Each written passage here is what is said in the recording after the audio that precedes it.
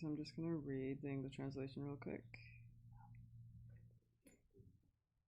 Okay, that's my strong point. Okay, so basically, you are an ocean of love. We are thirsty for a single drop of love. If you turn us away, we will leave this world. The wounded bird of the heart is restless to fly. The wings are fragile, the eyes are dim. We have to go across the ocean. Now only you can make me understand from where we have forgotten the path. On this side, life sings and dances. On that side, death is standing. Who can know where the border is? The mind is confused now. Tell me from which direction we have come.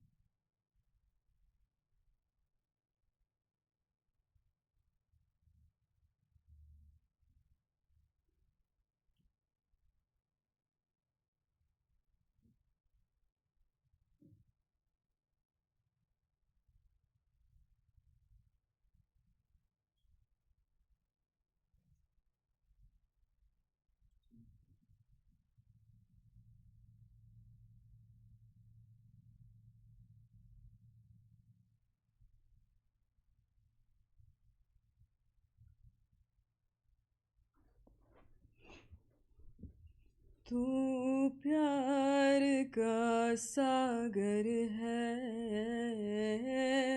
तू प्यार का सागर है, तेरी एक बूंद के प्यासे हम, तेरी एक बूंद के प्यासे हम,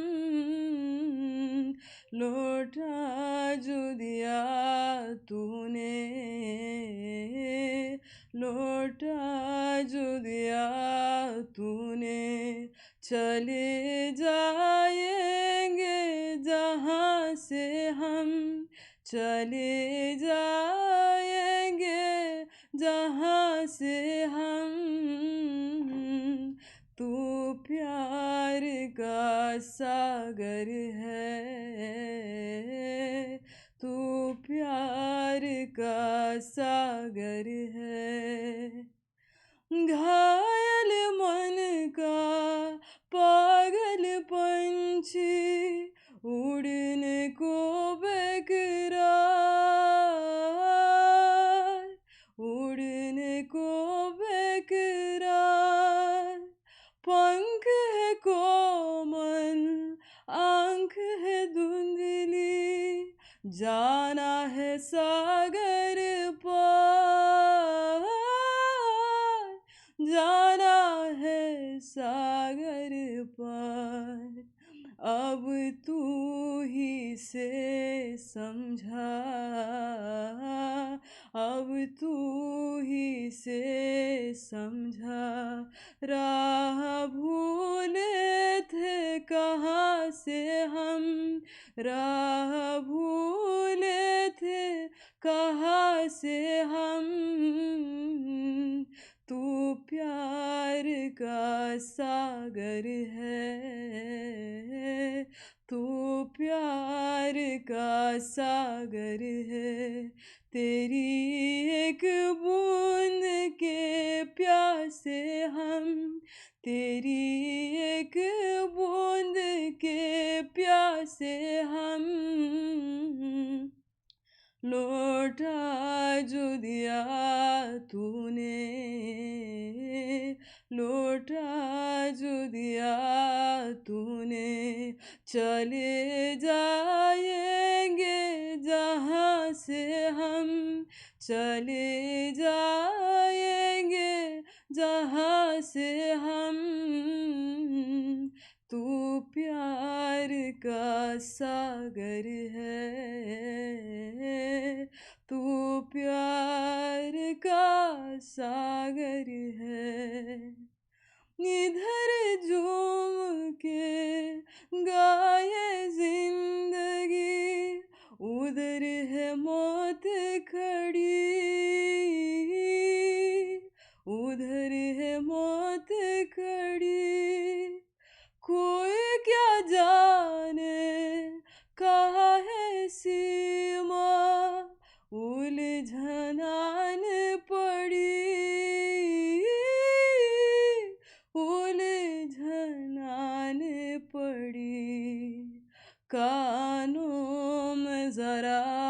कह दे, कानों में जरा कह दे, कानों में जरा कह दे,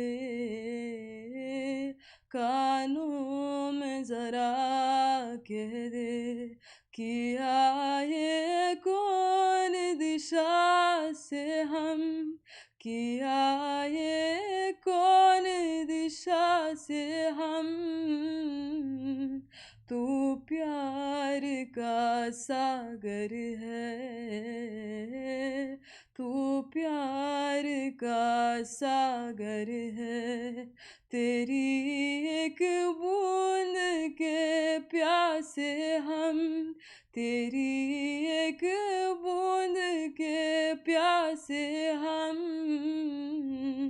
लौटा जो दिया तूने, लौटा जो दिया तूने, चले जाएंगे जहाँ से हम, चले जाएंगे जहाँ से हम, तू प्यार का सागर है, तू प्यार का सागर है, तू प्यार का सागर है.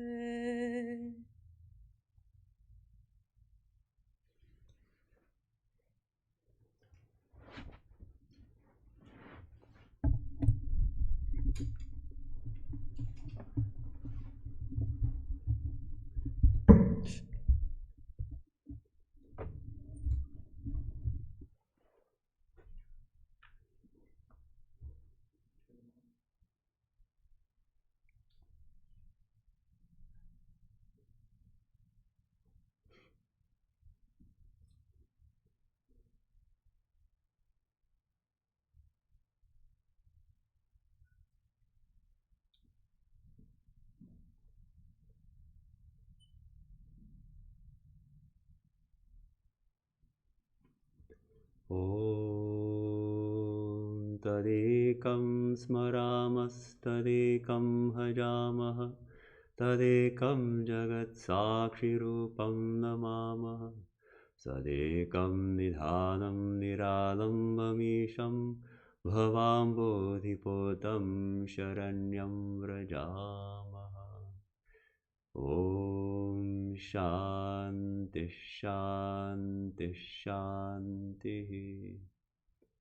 On that alone do we meditate, that alone do we worship, to that alone, the witness of the universe, do we bow, to that one who is our sole eternal support, the self-existent Lord, the raft to safety across the ocean of this world, do we come for refuge.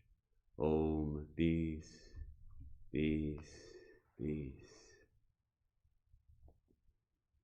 Good morning to the few of you here and to those watching. And maybe you're watching from a place where it's not morning. Good afternoon, good evening, good night, and good day.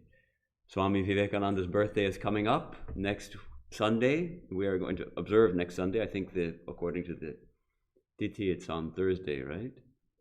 The 4th, and we're observing on the 7th. So I thought to talk a little bit about Swami Vivekananda. And first I was thinking about, we're going to do a worship, a puja, and what is all this puja business? Vedanta is a philosophy of principles. We emphasize principles, not personalities, and we emphasize oneness. What is worship? We have all these pictures and flowers and all that. So Swamiji himself said, take your bells and all your worship implements and just immerse them in the waters of the Ganges. That will be for your good. If you want good to come, just get rid of all that stuff and worship the living God. That means humanity, the suffering humanity. Every being that wears a human form, worship God there. What is this temple worship? So I thought I would just address that briefly because, yes, on the one hand, we uphold the highest principles of Vedanta, the oneness of existence, that every being is a manifestation of the divine, that we ought to see the divine shining in every heart. But how far have we come in realizing that? Perhaps we can take a little help from a worship service. You know, when I first came to Vedanta Society and I saw the worship of Swami Vivekananda's birthday, and I thought, they're worshiping a man. We should worship God. We're worshiping a man. God is the infinite, the all-pervading, the formless, the without attributes even. And here we're worshiping a man. This is wrong. This was my first feeling when I first came to Vedanta Society and saw these pujas. Of course, it was a profound misunderstanding, because as Swami Vivekananda himself points out, how can we really conceive of the infinite? Our minds are finite, our bodies are finite. We can only think with finite thoughts. Can we really think of the infinite? Swamiji points out, we are bound to think of God as somehow human, as anthropomorphic. So long as we are embodied, so long as we identify ourselves as human beings, we're bound to think of God as something like a human being. So long we are not fully illumined souls, we are bound to worship God as a human, as it were. So which human can we choose? Well, we also choose the highest, perfected human beings, like Sri Ramakrishna, Sri Sarada Devi, Swami Vivekananda. We choose these personalities who fully reflect the divine, who are embodiments of the divine. We're all embodiments of the divine, but in a special way, fully manifesting that divine, we worship them. And on these worship days, we invoke the memory, we invoke the blessings, and we invoke even the presence of these souls. So next Sunday, we're going to invoke the presence of Swami Vivekananda here in this temple and seek his blessings. We need all the blessings we can get. Do you think he's not here? He himself said, it may be that I shall find it good to get rid of this body, but I shall not cease to work. So even now, he told us he is going to be working. So we invoke his presence and his blessings here.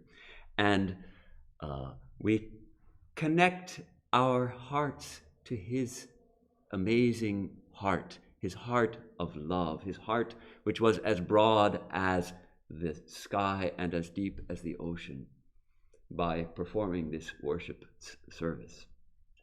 Now, how do we invoke the presence of Swami Vivekananda or any deity that we worship in a puja? We do that by chanting certain verses called a dhyana mantra, the meditation mantra, and at the same time meditating as strongly as we can on the deity. In this case, we're going to meditate on Swami Vivekananda and try to feel his presence. And these words of the mantra in Sanskrit invoke his presence here. And I'll just chant the first verse of this meditation mantra. This is very significant. Om dhyanamagna narayanam saptarshi mandalagatam tapta jivo dharanartham tyakta samadhi harshakam. All right, what does it mean? We're describing Swami Vivekananda as immersed in the deepest meditation, as a divine personality immersed in the deepest meditation, and as coming from the circle of the seven sages, the seven rishis, Saptarshi Mandala. We'll talk a little more about where these ideas come from. And yet, immersed in the profound bliss of samadhi, he gave that up. He renounced that intense bliss. Why? To raise up suffering humanity. Tapta jiva, that's us, the suffering human beings, to raise us up. For that purpose, he gave up that intense bliss of meditation and took a human form. Sri Ramakrishna related to his intimate disciples a profound vision that he had in meditation, in samadhi. And the best is just to read how he describes it. His mind entered into a deep mystical state, and he felt he was rising beyond the physical plane, beyond the mental plane, into more subtle and subtle realms of spirituality. And let me read this. My mind was soaring high in samadhi along a luminous path. It soon transcended this physical universe and entered the subtler region of ideas. As it ascended higher and higher, I found on both sides of the paths the ideal forms of gods and goddesses. So he's seeing the different deities as he's ascending into the subtlest realms. The mind then reached the outer limits of that region, where a luminous barrier separated the sphere of relative existence from that of the absolute. Crossing that barrier, the mind entered the transcendental realm, where no corporeal being was visible. Even the gods dared not peep into that sublime realm, but had to be content to keep their seats far below. The next moment, I found 7 venerable sages seated there in samadhi. It occurred to me that these sages must have surpassed not only men and women, but even the gods in knowledge and holiness, in renunciation and love. Lost in admiration, I was reflecting on their greatness. So this is this origin of these 7 sages. Sri Ramakrishna actually saw them in some kind of mystic realm that we can only kind of imagine via his description. Practically in the beyond all duality, but where just the hair of a smidgen of duality remains, there is this circle of 7 sages immersed in samadhi and deepest meditation. And then he describes something remarkable. He says, I saw a portion of that undifferentiated luminous region condense into the form of a divine child. The child came to one of the sages, tenderly clasped its neck with his lovely arms, and, addressing him in a sweet voice, attempted to drag his mind down from the state of samadhi. The magic touch roused the sage from his superconscious state, and he fixed his unmoving, half-open gaze on that wonderful child. His beaming countenance showed that the child must be the treasure of his heart. In great joy, this amazing child said to him, I am going down. You too must go with me. I am going down. You too must go with me. The sage remained mute, but his tender look expressed his assent. As he kept gazing on the child, he was again immersed in samadhi. I was surprised to find that a fragment of the sage's body and mind was descending on earth in the form of an effulgent light. No sooner had I seen Naren, that is our Narendranath Datta, Naren, the future Vivekananda. Sri Ramakrishna says, no sooner had I seen Naren than I recognized him to be that sage. Later, Sri Ramakrishna also admitted that the divine child was none other than himself. So it's a remarkable vision, whether we take it literally or figuratively. Why do these great souls come to earth? They don't come like us. We come dragged by our karma or our desires to work out our karma, to learn how to manifest the divinity perfectly in our life. And they don't come for this. They're already one with the Absolute. Why do they come? Out of compassion, to help us realize our true nature. So it's interesting that we can see this incident, as it were, reflected in Swami Vivekananda's life. Because on the one hand, we find in him this tremendous pull towards meditation and towards bliss and towards just wanting to be immersed in samadhi and retiring to the mountains to meditate all the time. And at the same time, this tremendous compassion which impelled him to work for humanity's uplift, which impelled him to come to the West and to travel all over India and start the Ramakrishna mission and exhort his country people to serve the poor, the downtrodden, the ignorant, and then again wanting to go into samadhi. In fact, when he was still under training, in training under Sri Ramakrishna, at one point he expressed the desire that he would like to remain immersed in samadhi all the time, maybe 3 or 4 days at a stretch, only now and then coming down to take a little food to maintain his body, that this was his ideal. Sri Ramakrishna scolded him harshly. He said, "Shame on you. You are asking for such an insignificant thing. I thought that you would be like a big banyan tree and that thousands of people would rest in your shade. But now I see that you are seeking for your own liberation. You're selfish." Naren wept at this scolding. And we see that it's this kind of training he received under Sri Ramakrishna to open his heart and serve humanity. He needed to be reminded of his mission. Why did he come? He needed to be reminded. We can see in India, of course, a hot country with lots of sun. So a banyan tree is a great blessing. You go under the branches and you get that shelter from the harsh burning sun. So likewise, a great soul like Vivekananda is like a banyan tree, providing shade from the harsh burning reality of life. So this is Vivekananda.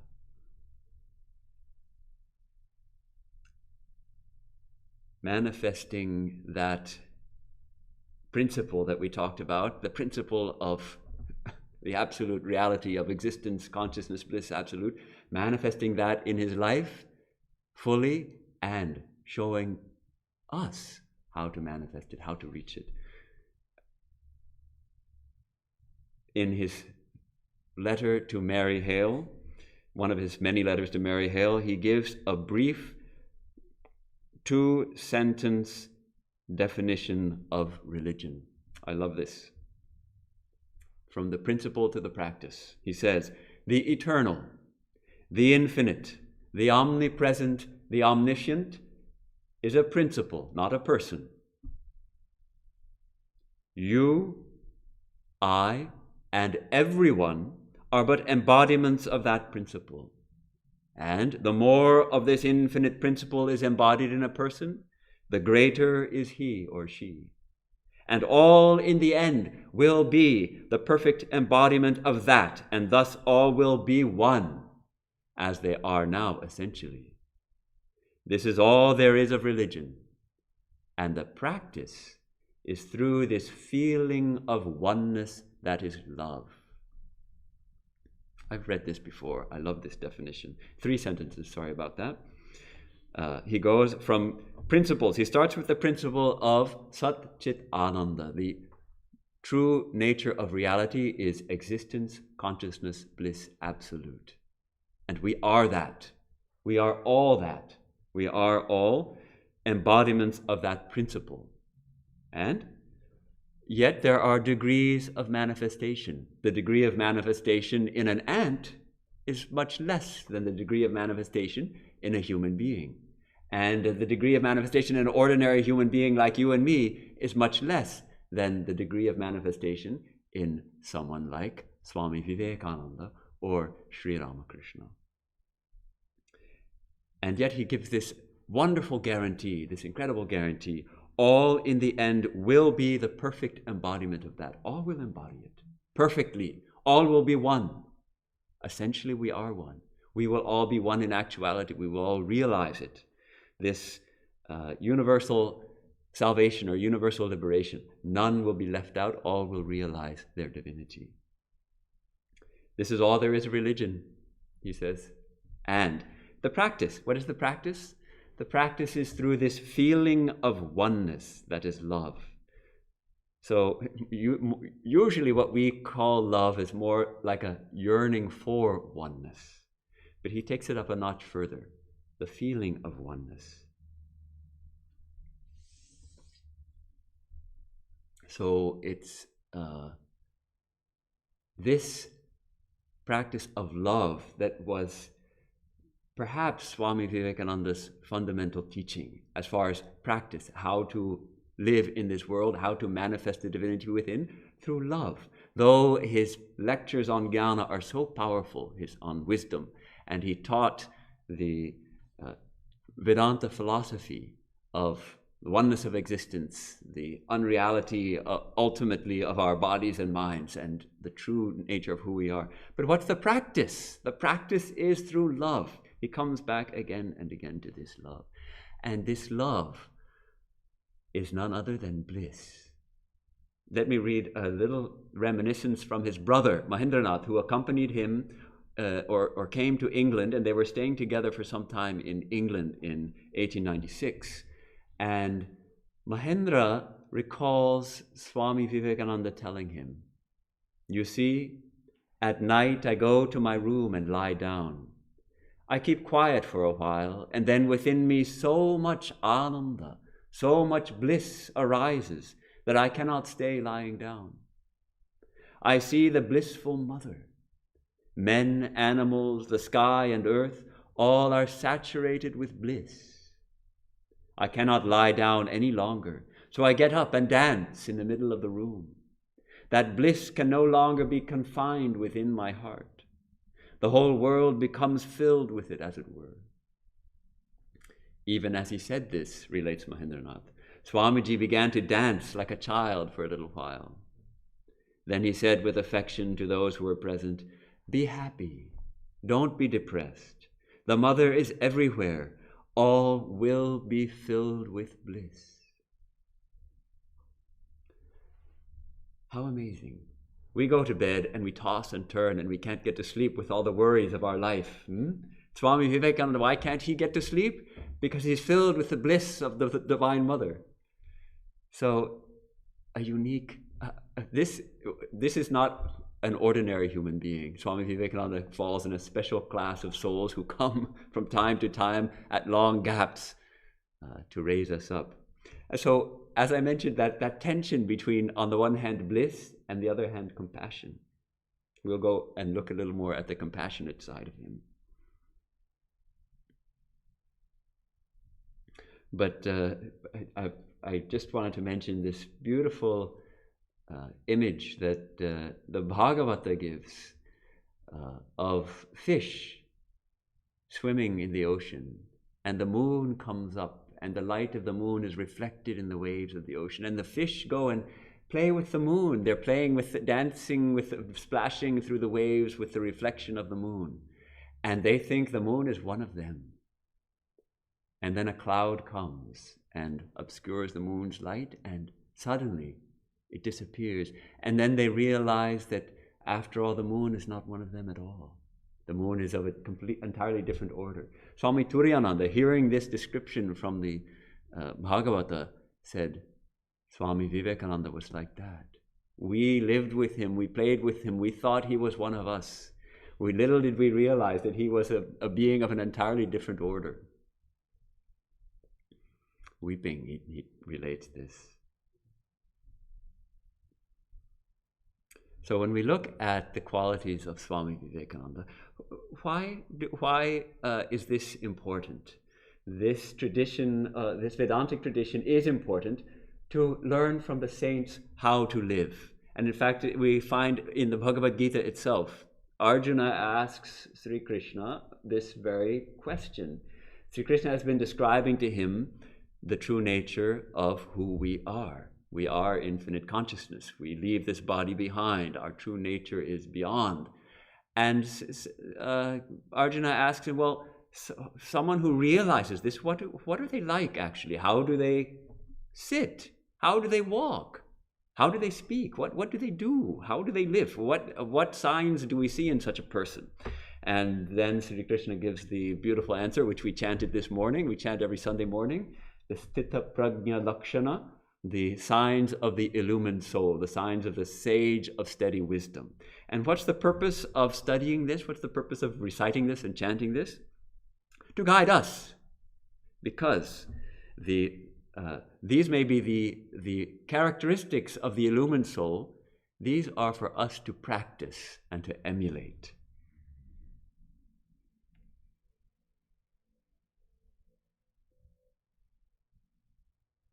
Oh, we say, so with Swami Vivekananda, we see him overflowing with love for all beings, and yet again immersed in the deepest meditation, seeing the divine in all. So this is how why do we meditate on a great soul like Swami Vivekananda and study what he was like. So let's see how he would walk. How would Swami Vivekananda walk? A devotee who saw him for the first time in America. I was seated in the classroom waiting for the Swami's appearance when a man came in, one whose walk expressed dignity and whose general bearing showed majesty, like one who owns everything and desires nothing. One who owns everything and desires nothing. Nothing was, Swami Vivekananda established in oneness, in the ocean of one existence. So he could own everything and nothing, of course. He was a penniless beggar, and yet everything he could own. And we can imagine him walking through the streets of New York or the streets of Los Angeles, a penniless beggar, looking like a king, looking like he was the owner of all that he surveyed, and he was. In fact, he was often mistaken for a prince, some kind of Indian prince. We think we own so many things, our houses and our cars and our computers and our children, and we become owned by them. We become possessed by our own possessions. We are not free. Swami Vivekananda, no possessions, no attachment, so he could own everything. In freedom and utter detachment, owning nothing, he owned everything. So, established in self-knowledge, he sees the world from that high vantage point where everything and all things are seen as manifestations of the One. I'll read a little reminiscence from Ujjwala. Ida Ansel, known as Ujjwala, was very close with Swami Vivekananda, and she actually lived the last years of her life here in the Vedanta Society. Was it in the little room next to the bookshop that she lived? So she lived here for a few years, and we actually inherited some of her papers. And 2 of those photographs of Swami Vivekananda were found in her papers. Anyhow, she wrote about Swamiji. Swamiji always attracted attention wherever he went. He had a majestic bearing which everybody recognized. As he would walk down Market Street, people would stand aside to let him pass, or turn around and ask, who is the Hindu prince? It was in this way that he was able to see a ship launched from the actual launching platform. Tom was working in one of the big ironworks of San Francisco at the time, and when Swamiji expressed a wish to see a launching, he invited a little group to the shipyard. The launching platform was closed to all except the invited guests of the management who had tickets, and the ramp leading to the platform was guarded by 2 attendants. So what to do? Swamiji decided he would have a better view from the launching platform. So he just calmly walked past the guards, who made no protest. When he came down after the launching, he said, it is like the birth of a child. We would see the guards say, oh, no ticket, and we'd go, and they'd say, ticket, and well, if we don't have a ticket, please let us in. They didn't even think to question Swamiji. They could see that he owned everything. He was the the king of all this. Or the time when Swami Vivekananda arrived in Alameda to meet, and Mr. Allen, his disciple met him and said, "So, well, Swami, I see you are in Alameda." And Swami Vivekananda, becoming grave, said, "No, Mr. Allen, I am not in Alameda. Alameda is in me."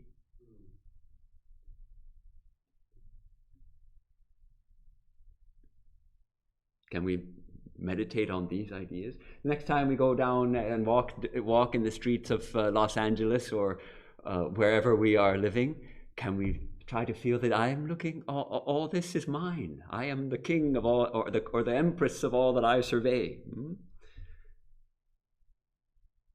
So these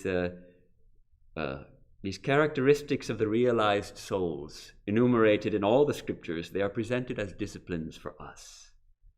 And these disciplines mature into realization. There's a nice little saying, the siddhi of the siddha is the sadhana of the sadhaka. Can you follow it? The siddhi, that perfect quality of the siddha, the perfected soul, is the sadhana, the spiritual discipline for the sadhaka, the seeker. It's a nice little saying. The siddhi of the siddha is the sadhana of the sadhaka. So can we love all the men and women we see while we're walking down the street? Moreover, considering, thinking of the great souls like Swami Vivekananda, it gives us some hope. If this kind of perfection can be manifest in one person, then I can also attain it. Because Vedanta never says, "Oh, just believe what I say, but you can never see yourself. If I have seen, then you can also see. If I have realized, you can also realize." So let's turn a little bit to Swami Vivekananda's childhood. Of course, he was not, he hadn't yet met Sri Ramakrishna, but already we see those signs of perfection in him. How would he go to sleep? You know, he would see a ball of light between his eyebrows, and it would grow, and it would change colors, and it would get bigger and bigger. And finally it would burst and cover his whole body in liquid light, and he would fall asleep. And he thought that everybody goes to sleep like that. It was only later that he discovered that this was not the ordinary way of falling asleep. So we see that side of him, the perfection in meditation. But also, as a child, if any beggar would come to the door, he would always give something. He would grab something, and his parents would discourage him, but he would insist. So sometimes a beggar would come, and they'd go and lock him in his room, so he couldn't give anything. He'd throw the clothing out of the window to the beggars on the street below. So he was unstoppable. That amazing compassion. But as he grew older, he had to pass through a period of terrible suffering. And perhaps this is really what finally opened his heart to suffering humanity, that he experienced it himself. His father died suddenly, throwing the family into poverty. Family members usurped the property which was due to his family, to his part of the family. It seemed that everyone had turned against him. His friends were fair weather friends, apparently. They all deserted him, wouldn't help him. He went through a crisis of faith. He was losing his faith, pessimistic, and struggling how to reconcile the idea of the divine, of an all-good, all-beneficent divine power, with this terrible misery in the world, this terrible evil. They often didn't have enough to eat. He would be out looking for a job all day without a bite to eat, and he'd come home and find that the family had hardly anything to eat. So he'd say, "Oh, I already ate." Though he was so dedicated to truth, he would lie to his mother and say he'd already eaten so that there would be more for the rest of the family. This kind of suffering. So when these great souls come, it seems they do forget, for at least partially, for a time, their true identity and their mission, and they have to struggle to recover the knowledge. They have to struggle to recover the memory that they are divine and human, of course. So there came a turning point. One day he had been out all day, hot day. Then it rained. He hadn't eaten. He was just exhausted, and he just collapsed on the plinth of a house on the outside. And then the veils lifted, and as he put it, suddenly I felt as if by some divine power The coverings of my soul were being removed one after the other. All my former doubts regarding the coexistence of divine justice and mercy in the presence of misery, in the creation of a blissful providence, were automatically solved. By a deep introspection, I found the meaning of it all and was satisfied. As I proceeded homewards, I found there was no trace of fatigue in the body, and the mind was refreshed with wonderful strength and peace. This is a great challenge for all of us. How do we reconcile? How do we reconcile the reality of the divine with this terrible suffering in this world? So here he was lifted to a higher standpoint where he could hold all of these in his vast heart.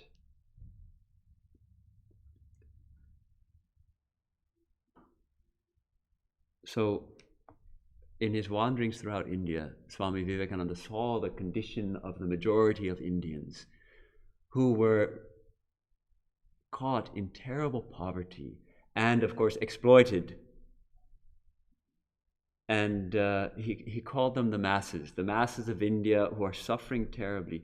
And he felt so deeply that he felt called to lift them up, to raise them. Something must be done. And sometimes it often strikes me as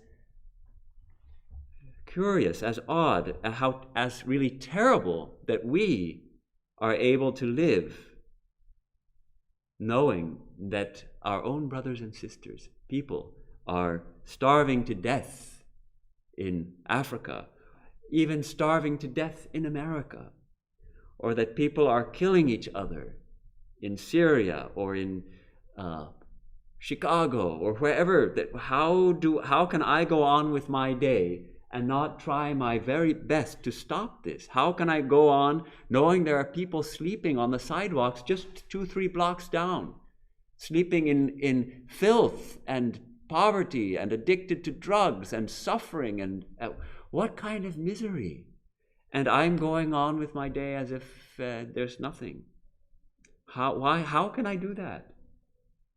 It's because I don't yet feel that oneness. They are still them.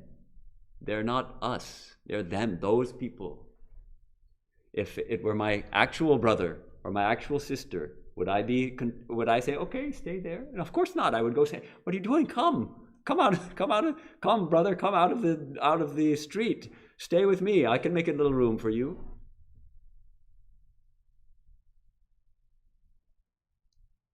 So the starving person is not one of them, is also one of us. For Swami Vivekananda, certainly. We forget that in actuality there is no separation. So it's from that standpoint of no separation that Holy Mother would say, no one is a stranger, the whole world is your own. If the whole world is our own, if no one is a stranger, then so too the people sleeping in the little dirty tents on Gower Street, under the underpass. So strive to make the whole world your own, says Holy Mother. That's this practice, is through this feeling of oneness that is love. The practice is through this feeling of oneness that is love, says Swami Vivekananda. Holy Mother says the same thing. Strive to make the whole world your own. So traveling all over India, Swami Vivekananda's heart expanded in this way, so that he began to see the whole world as his own. He began to see every human being as his own brother and his own sister. And he couldn't bear to see them suffering, and he knew that his calling was to lift them up. He ran into Swami Turiyananda at the Abu Road train station in Western India. And Swami Turiyananda recalls how Swamiji spoke with him, and he says, I vividly remember some remarks made by Swamiji at that time. The exact words and accents and the deep pathos with which they were uttered are still ringing in my ears. Swamiji said, Hari Bhai, Brother Hari, that's Swami Turiyananda, Hari Bhai, I am still unable to understand anything of your so-called religion.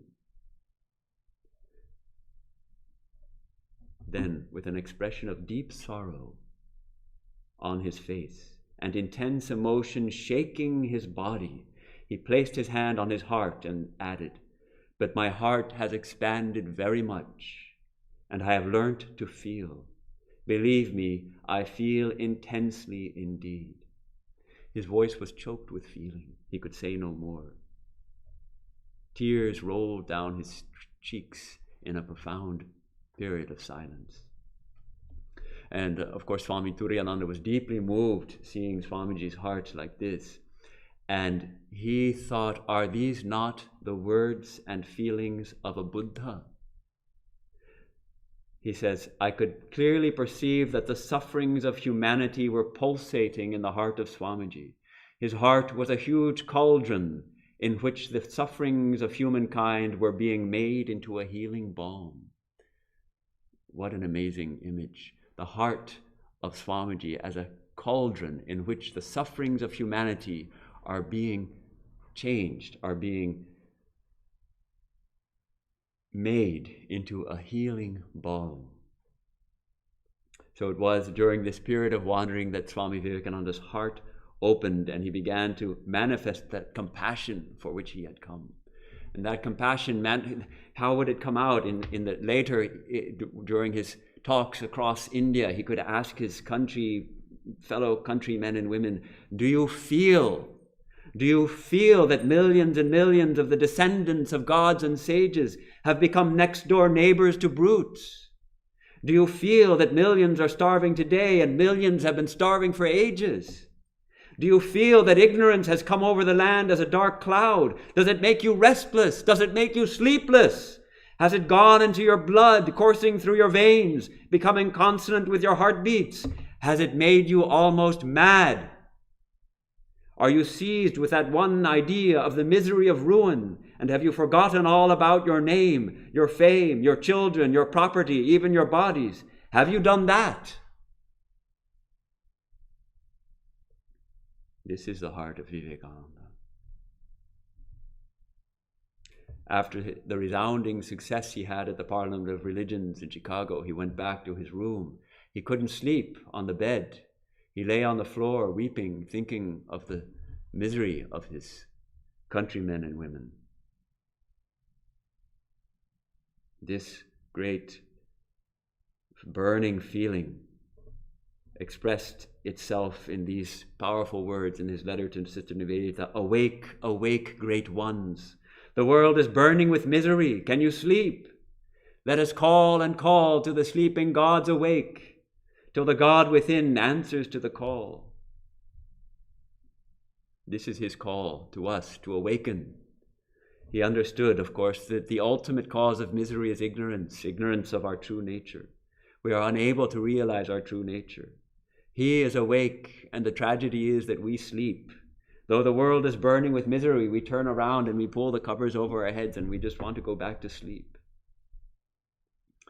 So he continually reminds us, it is feeling that works, that moves with speed infinitely superior to that of electricity or anything else. Do you feel? That is the question. If you do, you will see the Lord. This is his guarantee. Let us feel. If you feel, you will see the Lord.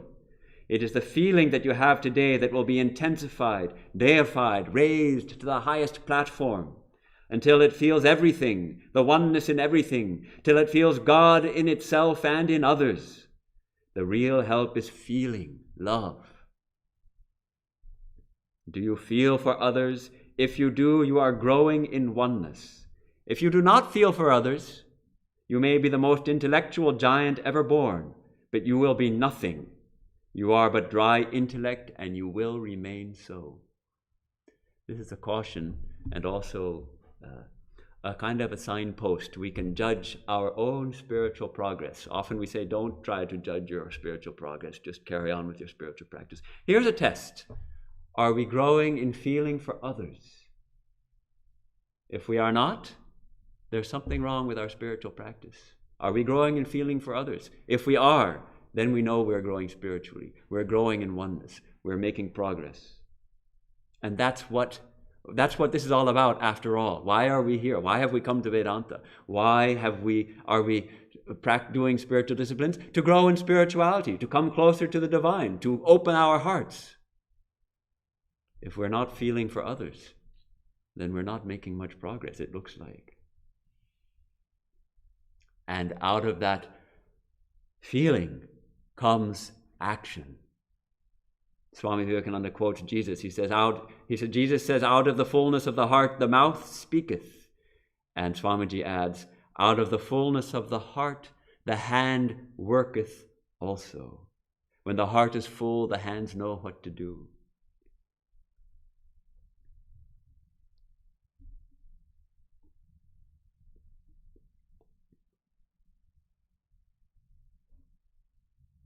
Swami Vivekananda described his own master Sri Ramakrishna also in terms of love. He held Sri Ramakrishna in the most profound reverence and intimacy of love. For instance, in his hymn that we don't sing here, but it is sung in most of our centers and is sung here sometimes, but we read always the translation, Breaker of this world's chain.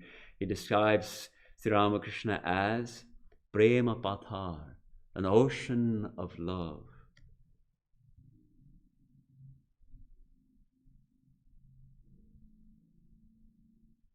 Bhaswara Bhavashagara Chira Unmada Prema Pathar, Bhaktarjana Jugala Charana Dharana Bhavapar. You are a sea of light and divine moods, an ocean of love.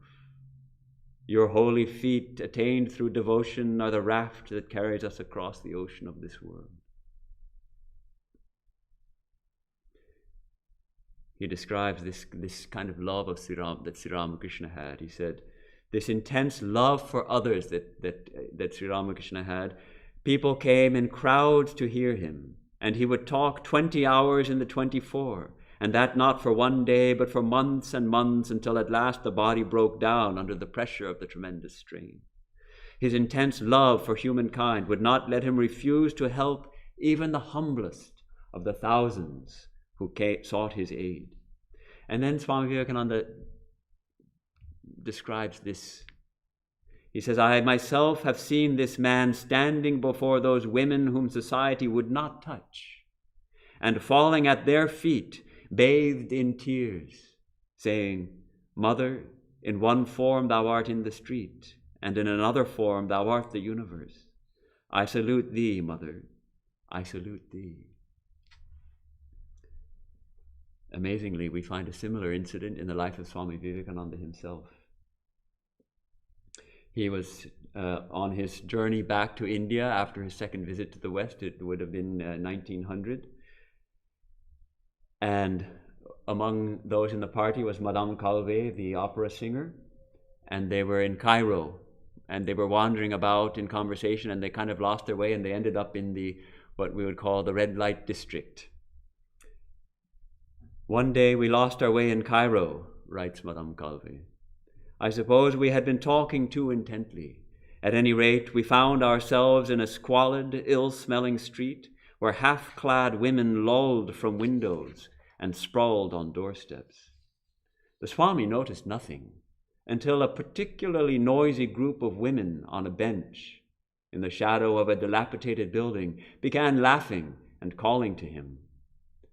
One of the ladies of our party tried to hurry us along, but the Swami detached himself gently from our group and approached the women on the bench.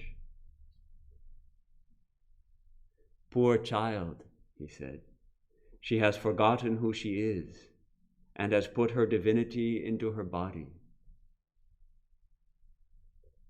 And then he began to weep, as Jesus might have done before the woman taken in adultery. The women were silenced and abashed. One of them leaned forward and kissed the hem of his robe, murmuring brokenly in Spanish, Hombre de Dios, man of God. Another, with a sudden gesture of modesty and fear, threw her arm in front of her face as though she would screen her shrinking soul from those pure eyes. This is the wide open heart of Swami Vivekananda. Seeing the fallen, he weeps. That intense love did not allow him to reject anyone. And they also recognized it, seeing his love and his grief at their condition. They recognized it.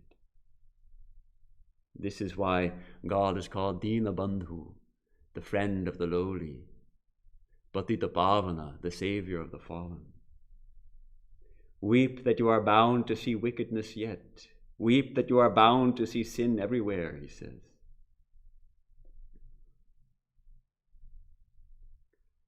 Well, how do we approach this kind of love? You know, the heart is a muscle, and it's pumping away in the left cavity of our chests. When we're talking about heart expansion, we're not talking about the physical heart, but in some ways, it's also like a muscle. The more we exercise it, the stronger it gets. The more we practice love, the more we are able to love. The more we practice loving without expectations, the more we practice love that embraces all, the more we're able to do it. The more we're able to have that love that knows no fear, the love that knows no, doesn't bargain, the love that knows no rival. And this is really the secret. Of course, I'm referring obliquely to Swamiji's triangle of love. The true love is love that knows no bargaining. I love you, but you should also love me. That's a bargain. That's not love. I love you, but I'm afraid that you might not love me, or I'm afraid that you might die. That's not love. I love you, but I also love you. I might love you a little more than I love you. That's not love. Love knows no rival because all love is divine. All love ultimately is flowing towards the divine alone. And that is the secret, that the great lovers of humanity like Swami Vivekananda, they see the divine shining in every heart, thus they're able to love all. The secret of unconditional love for all beings is to see the divine in all beings. So this love actually is impersonal because it goes beyond personality. So long as love is based on personality, it will be limited. It does not mean that it is cold or indifferent. I don't mean by impersonal that it's cold and indifferent or anything like that. It is it means it's not tied to personality. It is divine love is impersonal because it transcends personalities. These personalities to which we give so much importance, our likes and dislikes, habits, thoughts, and feelings, they all melt away in the ocean of love. Like the salt doll of Sri Ramakrishna's story, the salt doll who went to measure the depth of the ocean and never came back, melted into the infinite ocean and became one with it. So that's also what we are called to do.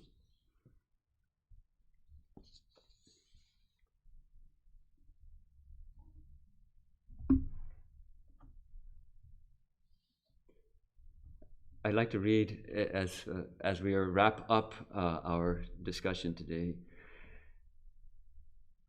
I wrap up with a little reading of a poem that Swami wrote to a friend.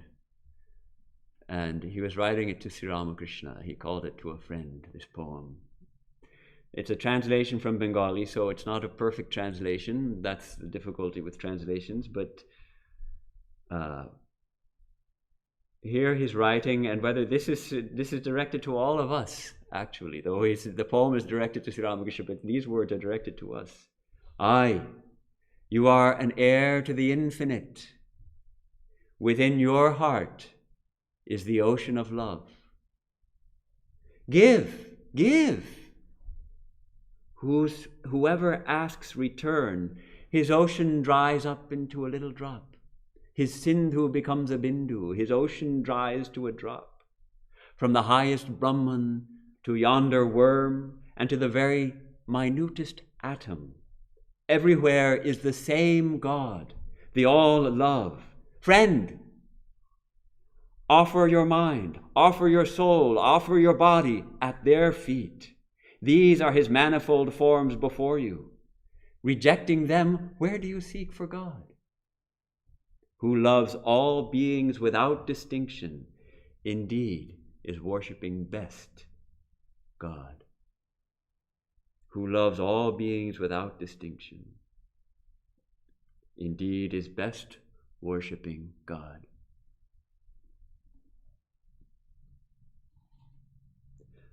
Well, we've talked a little bit about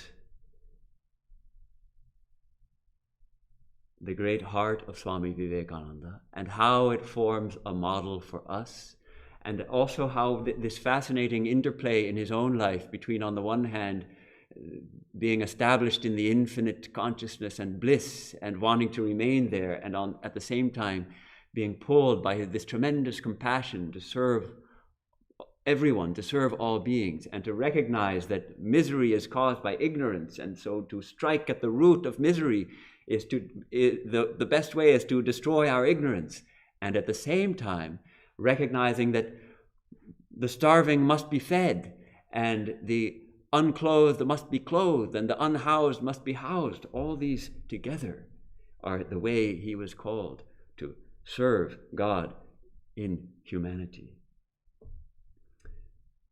He really was struck often by the misery in this world, though he is immersed in bliss, at the same time seeing the misery. And he said, I pray constantly that all humankind will come to know the reality that is God. And this shop here be closed forever. This shop of the world, as it were a shop. Close the shop. Let everyone realize their true nature. Let everyone become free. We can close the shop. Why not? This is the paradox. The paradox of the heart of Vivekananda, full of the infinite bliss that is our true nature, yet bleeding painfully to see us suffering in the deep darkness of ignorance. I'll quote a little more of that letter to Sister Nivedita. He says, one idea I see clear as daylight is that misery is caused by ignorance and nothing else. Who will give the world light? Who will give the world light? Sacrifice in the past has been the law, and it will be, alas, for ages to come.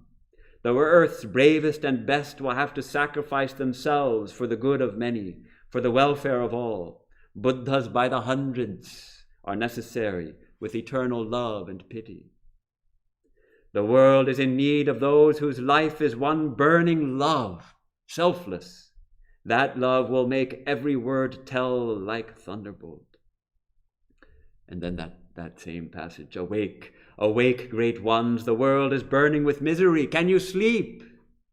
Let us call and call till the sleeping gods awake, till the God within answers to the call. What more is in life? What greater work? The details come to me as I go. I never make plans. Plans grow and work themselves. I only say, awake, awake.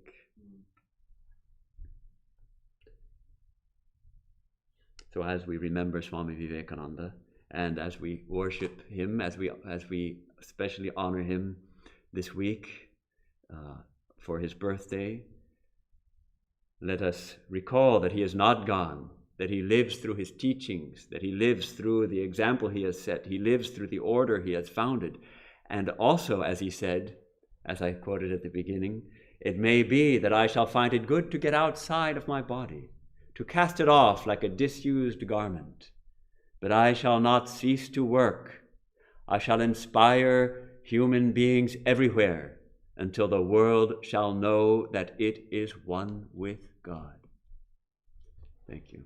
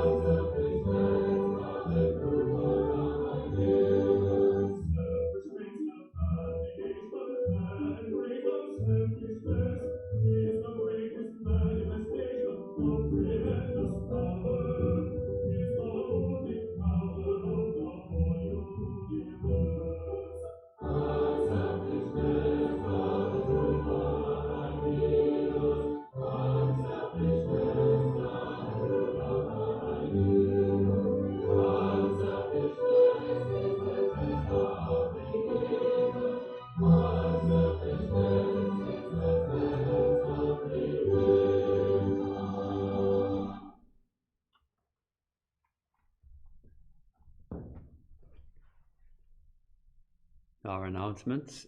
As you know, next Sunday we'll be celebrating Swami Vivekananda's birthday with a worship service in the morning, and there'll be a homa fire which you can chant with. Of course, all have to be at a distance still.